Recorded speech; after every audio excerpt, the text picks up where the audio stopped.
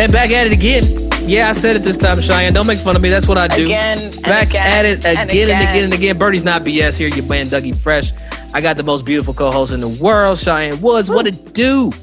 What's up, Doug? Where the hell are you at? I got, that's our thing now. So where the city this week. New city. I am in good old San Diego, as Ron Burgundy says. Mm-hmm. Which of course means a whale's vagina. Yes. I'm sorry, I had to do it. I love Anchorman. You love Anchorman. Is this what it is? Look, I'm super excited this week for this episode because we're going to bring on Gabby Lemieux, and LPGA Symetra Tour's first Native American player. But super stoked to have her coming on. Shy, can't wait to hear her story. And her husband's her caddy. Like, what in the hell?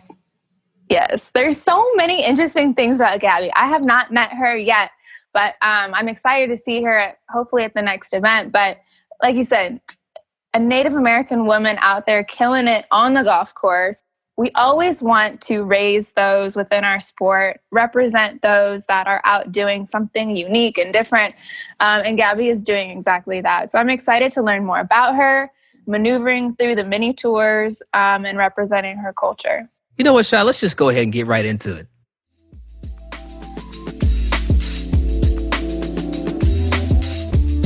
Gabby Lemieux, straight off the tour, should I say straight out of quarantine, to join us on this episode of Birdie's Not BS. Gabby, great to have you with us. Appreciate you joining us. Yeah, well, thanks for having me. I think this is going to be exciting. Well, don't get your hopes too high. It's just me and Shy. We I don't know about all that. It's just us. But I'm excited to have you, Gabby, because we haven't met before, but we've both been out there this year through COVID, trying to play on tour, traveling all over in this new way of life. So you said you are in quarantine. What's going on? What happened there?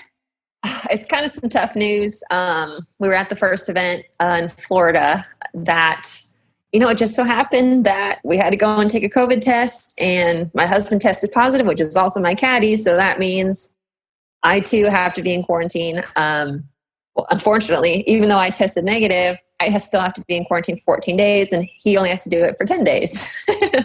So hold on, I got to ask this quarantine question, right? Because are y'all in the same room, or is he off in his own suite in the house? Do you have him bunkered in so you can still be out and do your thing? Or how does the in-home quarantine work for you? We kind of just said, we're just in it together. We're going to do this together. So we haven't, even when we tested positive and negative, we're still around each other 24/7. So we just decided to keep it that way, regardless of what's going to happen. But he is off in his own room. We got a really nice room this week. It was a home 2 suite. So he's over there by himself. So from a concern perspective, you've got to be concerned, right? You got to be in this dynamic between my spouse has COVID, but I don't want to have it either. So it's how are you managing just, I guess, the distancing from your own spouse? It's a little different. There hasn't been any affection going on because I'm well, regardless. I like how you said that. Stay away. Hey, I like how you said that. That was smooth. No affection. Ain't even no affection. So he's staying away on those kind of terms. That's really all we can do. So the PGA Tour just announced Tony Finau just tested positive as well. I wonder, when players are out on tour and testing positive, obviously you have the mandatory quarantine. How do you deal with that when you're still, you're going to be playing next week? You can't go out to practice. How does that affect you on and off the golf course? I'll tell you here in a couple of days. But yeah. I think for me, it's just going to be, I'm lucky that when I get done, I'll still have some extra days to practice. But I think ultimately, golf side is going to be a little bit different. My swing's probably not going to feel the same because it is 2 weeks without touching a club. Luckily, putter, I can still do that. Can still do the little things. So I'm a little hesitant on how it's all going to come out when I get back out there, but I'm excited to finally get back out. So regarding traveling, going to event, did I hear this correctly that you have a unique setup that you go from tournament to tournament with? We used to. So oh, you've retired it. We have retired it, yes. Yeah, no, that was awesome. The first year out on Symetra Tour, my husband and I traveled with a camper and a pickup. Basically was our honeymoon, traveling the country. That's the smartest thing I've ever heard. That's like the smartest thing you can do. I always thought that would be a great way to travel, especially if you have a few players. You can get like an RV or a bus and just go from week to week because, as you know, life on tour is hard. Traveling to random cities, financially, it does get expensive. And airports aren't always the easiest and smoothest. How was that? Yeah, you never know what's going to happen. I mean, life on tour can be hard. So how was that, though? Not only traveling in that way, but then, like you said, you travel with your husband as well, being your caddy. I think the good part about that was we're traveling like with our house. We have absolutely everything we think we could need week in, week out. So I think that was my favorite part. Even waking up and making your own breakfast in your own kitchen instead of a lot of fast food. But I think the only downfall to that is there are some tournaments that are quite a ways away. So that was always the struggle. There was a time where I flew to the event with my golf clubs and had a hotel until he got there because the drive was just so long. So I think there's positives and negatives to it. See, that's some diva stuff right there. I'm already upset to hear. It's like, you know what, babe, look, I'm going to go ahead and hop on this flight and I'm going to see you in 3 days and make sure my breakfast is ready when you get the truck up. You know what I'm saying? Like, that's crazy to me. Like, I love that. Louis Oosthuizen, I don't know if you know this or not, has his caddy ship his mattress from site to site. Just so that he can maintain the same level of sleep. Well, I mean, you kind of did the same thing, Gabby, in a way. Like you True. You had your husband drive while you hopped on flights. Yeah, I mean, you're gonna have that consistency. You need that sometimes. Yeah, exactly. So, Shy, you broached an interesting topic because this is something that I got to dig into with Gabby a little bit because. Most of the time, in a couple, in a relationship, you've got these different roles as a husband and a spouse. Gabby, you've got your husband on the bag. So at the end of the day, you still have to kind of tell him when to step back and when to take his advice. How is that? How is the dynamic of having a spouse on the bag? It's fun sometimes and sometimes it's not so fun. Oh, I want to hear about the not so fun. I want to know BS. You know what I'm saying? So when we first started, we always had this understanding of, okay, as soon as we get to the golf course, all affection is put aside. I'm your boss and he's the caddy. Like that's the dynamic that we put together. And then as soon as we get back in the truck or the pickup or whatever it is, we are back to being husband and wife. And I think there's some times where it kind of slips in both ways. You just, sometimes he wants to talk about golf when I don't want to. Sometimes I just want to put my hands around him because only like as soon as I want to leave the course, let's just leave the course. Golf's golf, But we had some great memories out there. We still do. So I'm excited to still have. There's got to be times though where you get back in the car and you got to be like, "What the hell was that number that you gave me on 7?" Like you gave me 140 front edge, and it couldn't have been more than 125. Like, do you ever like argue like that like later in the day? Oh, there's multiple times where that has happened. There's one time specifically. It was at stage 3 of Q school. And I want to say this pin was probably about 170 yards. And I'm looking at him like, this is a long way. 145 is not the right number. Oh, no. And he's like, that's what it is. That's what it is. And so, I pull out a 7-iron. I'm thinking, I can fly it. No, I am way short. Still have a wedge in my hand. And I was like, that was a good number. Yeah, good job. Oh, my God. Good job. You probably called him Mr. Lemieux at that point. Good job, Mr. Lemieux. Yeah. That was a great number there, guy. Oh, my God. I mean, I know I've been there with caddies. Well, first of all, caddies are hard to find. And good caddies are hard to find. And so I've definitely been there on the course where you just are not happy with what's going on. So I'm very impressed that you guys are able to create some type of distinction between caddy player, husband, wife, because that is something that I'm always impressed with girls on tour, because that's hard, I would think. It is hard. I think, there's sometimes when you're out on the course where he'll say something and I'm like, Jared, just relax.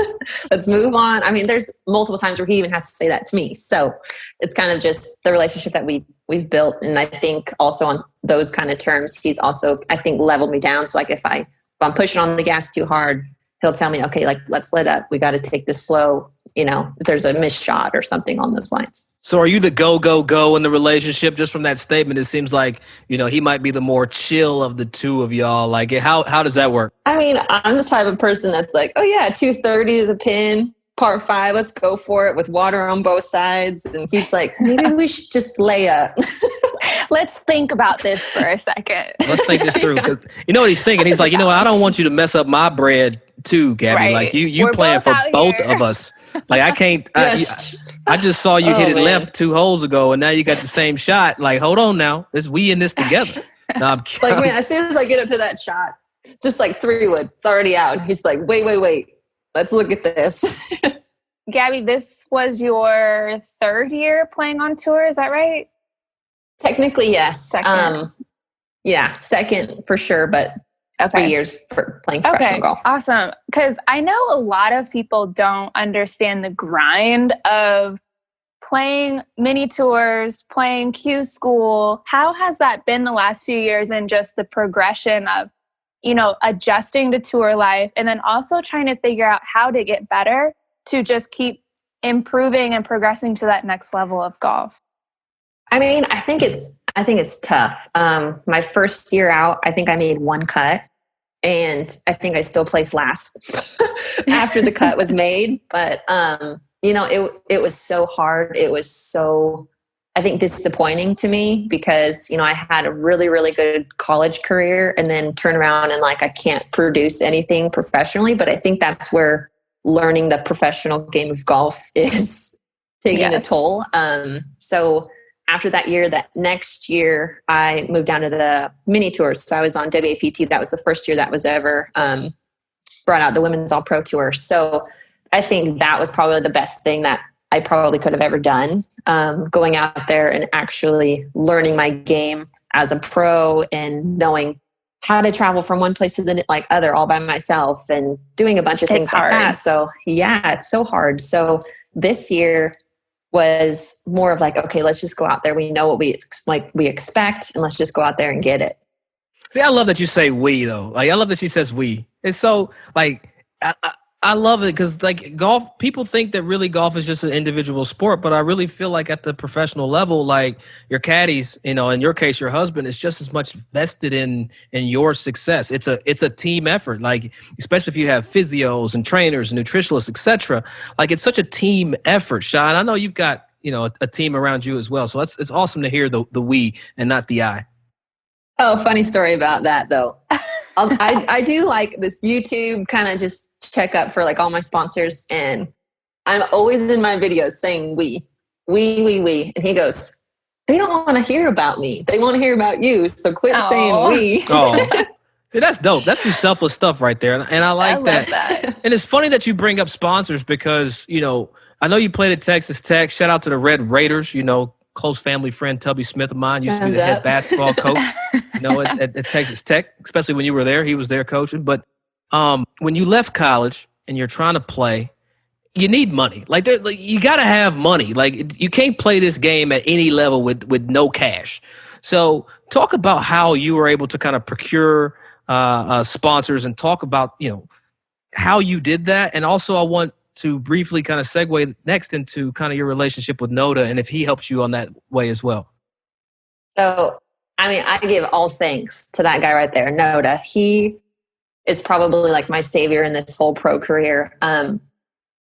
So while I was in college, he knew my coach, Jojo, and he was like, hey, I wanted to come out and play in a pro-am with me because that's when he found out that I was Native American. So he basically was like, I want to meet her. I want to, help her out. So after I graduated, he contacted me and was like, hey, I'm willing to do whatever it takes to get you to the next level.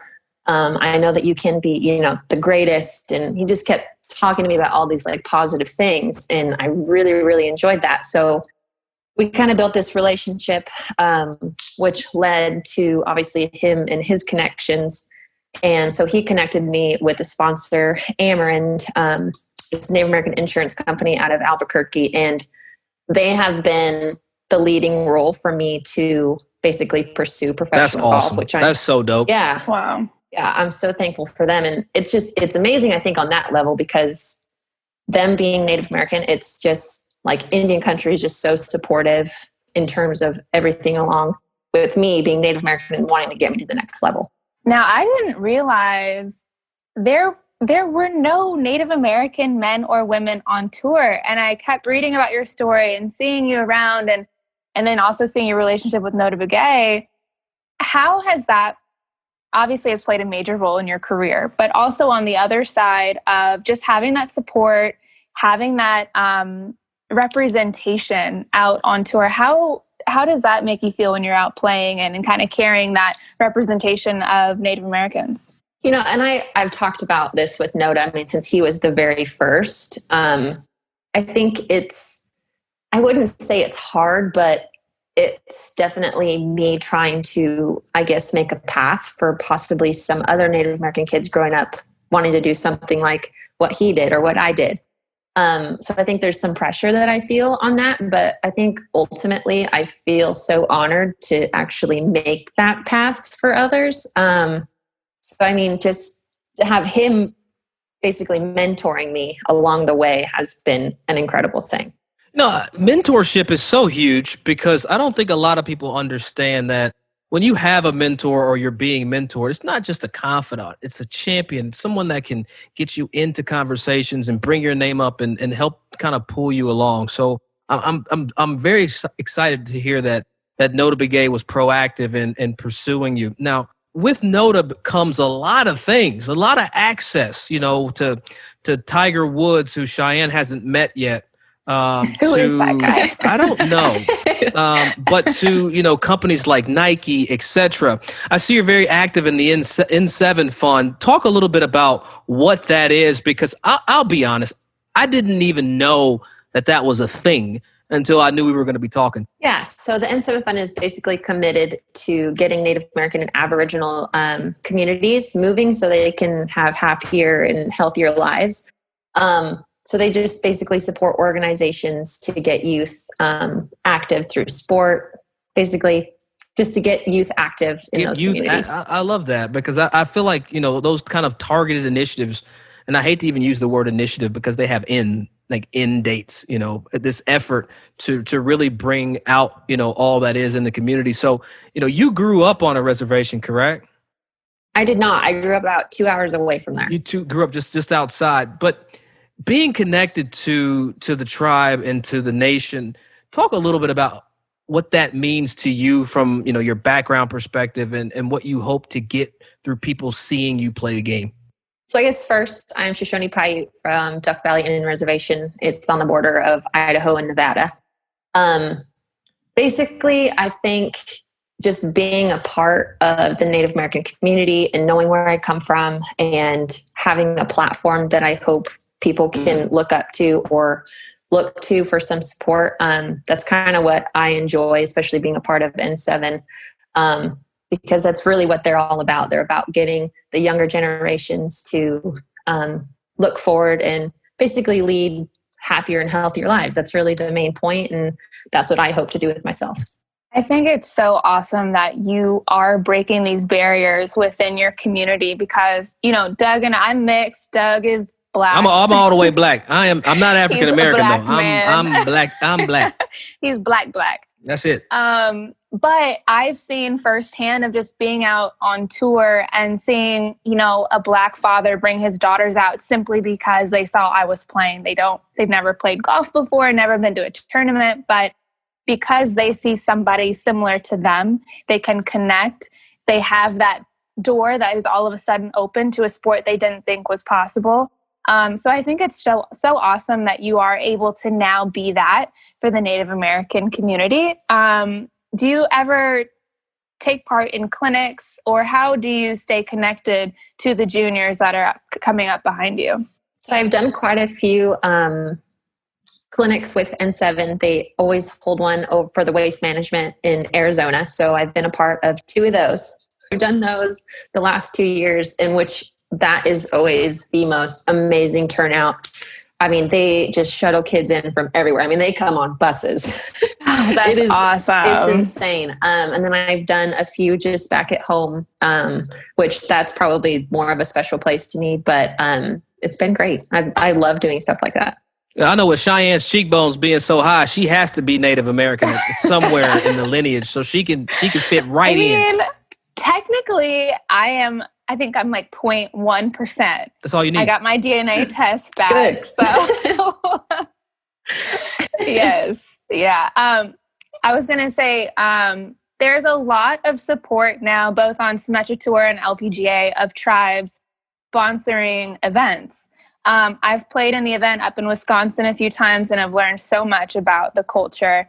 How important is it to you that the tribes are now so involved with women's golf? I think personally it's amazing because people are more aware of where they're living or where they come from, what their culture's like, which I think is amazing just to have people, even like people like that I golf with on a regular basis. They always ask me like, so they basically ask me like, what are you? And I always say, well, I'm Native. Never heard that before, have you, Shy? What? Hey, Gabby, what are you? What are, like, human? Like, I don't even... I mean, but they say it in the most polite way because there's really no other way to say it. And I go, well, I'm Native American. And then they basically just tie everything in with all of the sponsors, like the Potawatomi tribes and all of that for Symetra. And they're always so interested, which I think is so awesome because you don't really hear about, many Native American tribes or learn about them to a certain extent. So I think it's super awesome that even people will just want to wonder where I come from or things like that. I'm sure somebody out there wants to know, Gabby, like, when, you're Native American and we get that, but how does being called like Indian make you feel? Or is it as derogatory as it may seem, or is it okay to ask? I think asking is preferred than just rather saying, oh, you're Indian. I think the more polite way and the more, appropriate way that I prefer to be called is Native American. Like, what's your ethnicity? Like, it's Native American. I definitely think that in some of those terms, people can just ask it in the wrong way, but at least you're asking and you're wanting to understand. Do you get looped into the Caucasian or white American kind of bucket, or do you have to like actively say like, look, hey man, look, I'm Native American. Like, let's get this out in the open. I mean, sometimes, but I am so open that I want to be known as Native American. Like, that's just who I am. That's my blood through and through. And that's just my preference. I love that. And I think especially now with all the conversations we're having in terms of race relations and what's going on in today's world, it's so important to have that grounding of who you are, who you represent, knowing that it is important to show that to the world, because especially in the golf world, like we've said, there are not a lot of Native American men or women. And so for you to be so proud and own that and represent that in such a great way is really, really powerful. It's funny, like I'm from Kentucky and I'm probably the most country person on this call right now. So excuse my ignorance, but I have to ask, growing up where I'm from, it's black, white, Mexican where I'm from. Let's just be honest, so I grew up with a very kind of slanted and skewed worldview to a sense. My question is, what is it that you think people need to understand or know or learn regarding who you are, where you come from, and your culture that can help them be a little bit more worldly? I don't know. I feel like, even just growing up, there was me and one of my good friends that she's also Native American, and it was just me and her really in our whole school and you really never had anybody ask us, where do you come from? What's your heritage? And you don't really hear that at all growing up in the place where I grew up. So I feel like there are certain things that even where I grew up, I don't fully understand where or why they don't ask these questions. But I think for me, I just want people to understand that, it's a culture, it's beautiful, and it's different that not very many people certainly dive into and want to look into, but I definitely highly recommend it. Like we said, you're in quarantine this week. You're playing next week. what are your goals moving forward? This is a strange year, obviously, with the COVID schedule, but you'll be locked in next year. So what do you see moving forward for yourself on Symetra Tour and obviously moving to LPGA? I think mostly just with this year, it was mainly just go out and get your feet wet again before, 2021, which will be the bigger year of the two. So that's mainly what I'm using this for. I'm excited about 2021 because it'll be my full official Symetra year. Since I graduated in 2018 from Texas Tech, I only had half the year that I got to play. So this 2021 will be the first official year. So I'm really excited about that, to be able to do that. So Gabby, I got to tell you, at the end of our episodes, we always like to get technical. We talk about everything from putting to driving to how to look your best on the golf course. So in this edition of Let's Get Technical, what I want to talk to you about is being in quarantine and having to get ready for an event. What are the things that you're going to look toward or look to do to get yourself in tournament shape? Because you've got, I hate to point it out, but you got a narrow window to get ready. I got a very narrow window. I think mainly I am not going to have any expectations. I don't think I can have any at this point until I get back out on the course. But I think I'm just going to tell myself, because I haven't practiced in a long time, I'm probably going to hit those not so good shots. So I just really have to roll with the punches and just try to accept the fact that I'm going to do my absolute best to try and not have those, but just try and keep a positive mind no matter what the outcome is of the tournament coming up or how my practice is going. I was going to say, that's the best mindset to really have. I've had some of my best tournaments coming out of situations where it's like, I don't know what's going to happen this week, but I'm just going to go and play. I remember my best finish on LPGA. I'd gotten to a car accident on, I think, that Tuesday. And my whole focus for the week was, let me just get this concussion out, this headache out. I'm just going to go through the motions.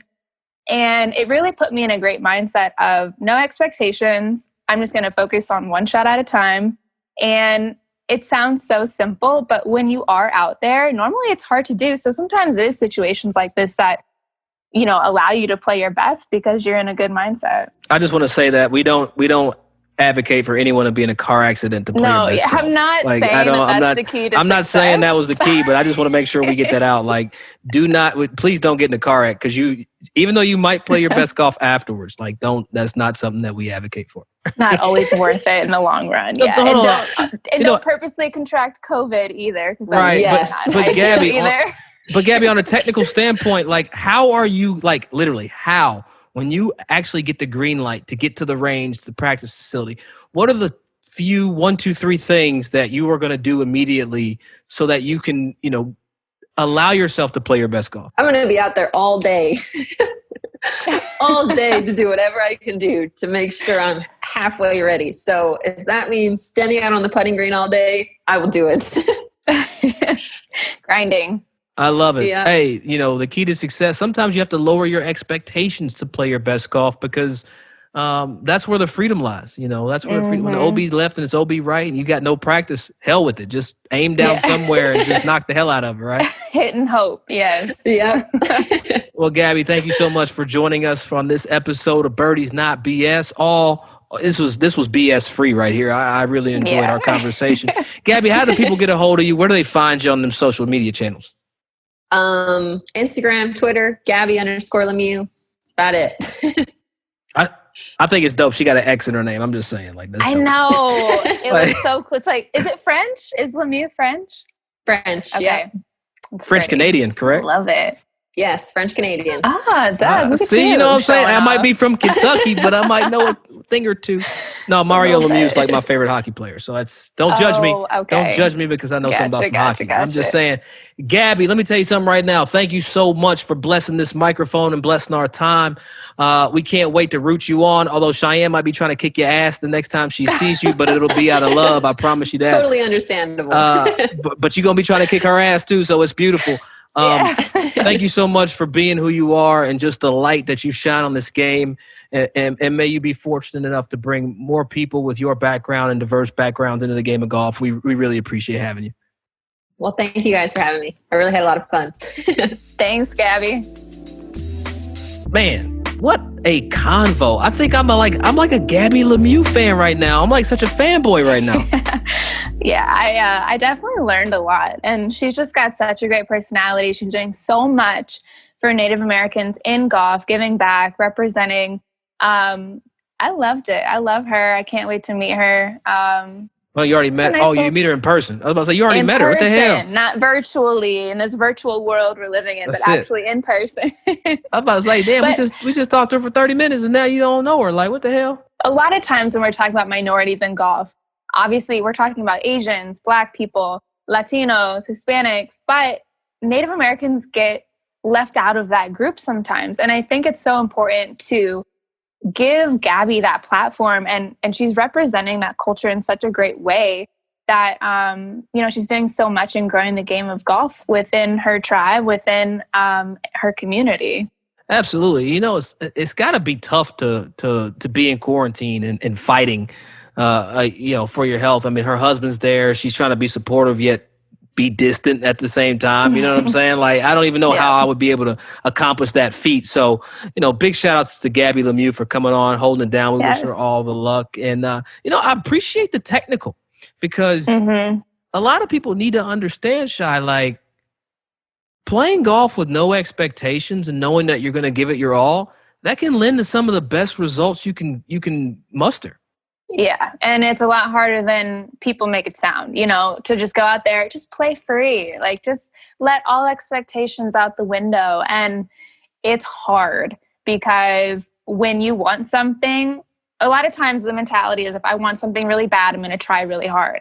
So to go totally against that just feels so unnatural. But like we were saying, sometimes it takes situations like this to force you out of that learned habit of trying hard. Yeah, that grind. Sometimes sometimes the grind can work against you. It's called 100%. The law of diminishing returns. You know what I'm saying? There's going to be a point where you try so hard that you get worse. Thank you. I try to put some buzzwords in there every so often. But big shout out to Gabby Lemieux coming on, holding it down and getting technical with Cheyenne and I. Thank you guys so much. Those reviews that you leave on iTunes and all your listening platforms are so valuable to our show growing and being found. So thank you so much for those reviews. If you haven't left one, go ahead in there and do that. Instagram, Facebook, and Twitter, Birdies Not BS. Cheyenne will tell you the URL. We are birdiesnotbs.com. So you know where to find us. Hit us up. You already know, don't slide in my DMs, but Doug's are open. So go and do that. Hey, like we said last week, Cheyenne's DMs are closed. Hey, man, I'll holler at you, Shy. Hey, y'all, keep listening. We appreciate y'all. Hold it down.